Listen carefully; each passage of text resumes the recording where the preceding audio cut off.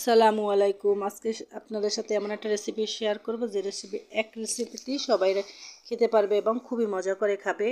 দেখেন আমি এখানে একটা পাতিল নিয়েছি, পাতিলের ভিতরে কিছু সরিষার তেল দিয়েছি। আজকে রান্নাটা সরিষার তেল দিয়েই করব, এই জন্য আমি কিছু সরিষার তেল দিয়েছি। এখন দিয়ে দিলাম দুটো তেজপাতা, দারচিনি, এলাচ এবং দুইটা লং দিয়ে মশলাগুলো দিয়ে দিলাম। এখন আমি দিয়ে দিলাম জিরা বাটা, কাঁচা জিরা বাটা। কাঁচা জিরাটা দিলে তরকারিতে খেতে খুবই সুস্বাদু হয়। এবং আদা রসুন,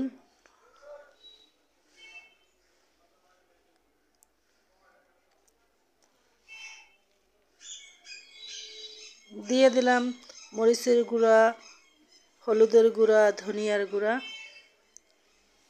স্বাদ মতো লবণ। তারপর দিয়ে দিলাম পেঁয়াজ কুচি। এখন আমি দিয়ে দিলাম কিছু ভিজে রাখা মসুর ডাল, ধুয়ে সুন্দর করে পরিষ্কার করে নিয়েছি। সাথে দিয়ে দিলাম কিছু আলু কুচি, এগুলো নতুন আলুগুলো কুচি দিয়ে দিলাম, সাথে লবণও দিয়ে দিলাম। দিয়ে এখন সুন্দরভাবে মেখে নেব। দেখেন সুন্দরভাবে মেখে নিয়েছি। এখন আমি পানি দিয়ে দেব। এখানে যে যে পরিমাণ ঝোল খাবেন ওই পরিমাণ পানিটা দিবেন। এখানে আমি গরম পানিটা দিচ্ছি। এই যে দেখেন সুন্দর করে মেখে পানি দিয়ে এখন আমি চুলায় বসিয়ে দিয়েছি, কিছুক্ষণ রান্না করে নিব। এই যে এখন কিছুক্ষণ রান্না করার পর যখন দেখব হয়ে এসেছে, তখন আমি এর ভিতরে ডিমগুলো দিয়ে দেব। যে একটা দিলাম। যে এখন আমি ডিমগুলো ভেঙে ভেঙে সুন্দর করে পাতিলের ভিতরে দিয়ে দিব। এখানে আমি 3টে ডিম ব্যবহার করেছি। আপনারা যে যে পরিমাণ খাবেন ওই পরিমাণ দিলেই হবে। এই যে আমি 3টে ডিম এখন ভেঙে সুন্দর করে দিয়ে দিচ্ছি। ডিমগুলো দিয়ে আমি কিছুক্ষণ রান্না করে নিব।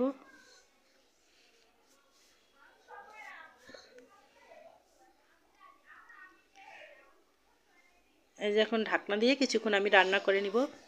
এখন প্রায় হয়ে গেছে। এখন এর ভিতরে 2-3টা কাঁচামরিচ দিয়েছি। যে যে পরিমাণ ঝাল খান সে পরিমাণ দিয়ে নেবেন। এই যে দেখেন আমার রান্নাটা প্রায় হয়ে গিয়েছে।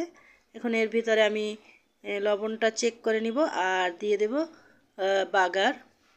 এজন্য আমি অন্য একটা চুলায় যে দেখেন কড়াই বসিয়ে দিয়েছি। কড়াইয়ের ভিতরে কিছু সরিষার তেল দিয়েছি, যেহেতু আমি আজকে সরিষার তেল দিয়ে পুরো রান্নাটা করিব, এই জন্য আমি সরিষার তেল দিতেছি। দিয়ে দিলাম এটা রসুন থেতলিয়ে নিয়েছি, এটা ফোড়নের জন্য।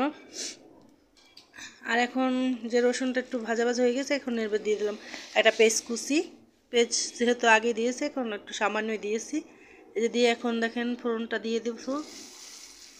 এই যে দেখেন আমি এখন ঢেলে দিচ্ছি।